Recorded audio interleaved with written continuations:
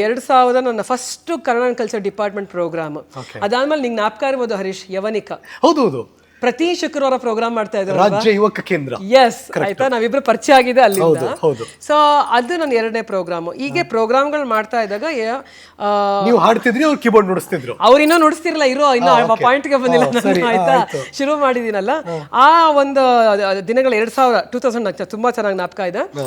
ಒಂದು ನಾಟಕಕ್ಕೆ ನನಗೆ ಹಾಡಕ್ಕೆ ಅಂತ ಕರೀತಾರೆ, ಆಯ್ತಾ, ಬಣ್ಣ ಬಣ್ಣದ ಕನಸುಗಳು.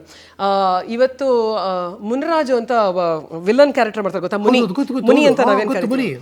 ಅವ್ರು ಆಕ್ಚುಲಿ ವಿಜಯ ಕಾಲೇಜಲ್ಲಿ ಲ್ಯಾಬ್ ಇದಾಗಿ ವರ್ಕ್ ಮಾಡ್ತಿದ್ರು, ಆಯ್ತಾ. ನಾನು ವಿಜಯ ಕಾಲೇಜ್ ಓದಿದ್ದು, ಸೊ ಅಲ್ಲಿಂದ ನಂಗೆ ಪರಿಚಯ ಆಯ್ತು. ಬಟ್ ನಂಗೆ ಬೇರೆ ಕಡೆಯಿಂದ ಬಂದಿದ್ದು ಆ ನಾಟಕಕ್ಕೆ ಹಾಡಬೇಕು, ಜೊತೆ ಆಕ್ಟ್ ಮಾಡಬೇಕು ಅಂತ.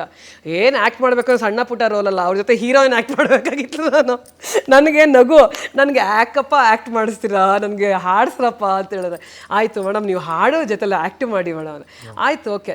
ಅಲ್ಲಿ ನೋಡಿ ಗಣೇಶ್ ಪ್ರಸಾದ್ ಅವರು ಮ್ಯೂಸಿಕ್ ಕೊಡಕ್ ಬಂದ್ರು. ಅಲ್ಲೇ ಫಸ್ಟ್ ಭೇಟಿ, ನನ್ನ ಅವರ ಭೇಟಿ, ಆಯ್ತಾ.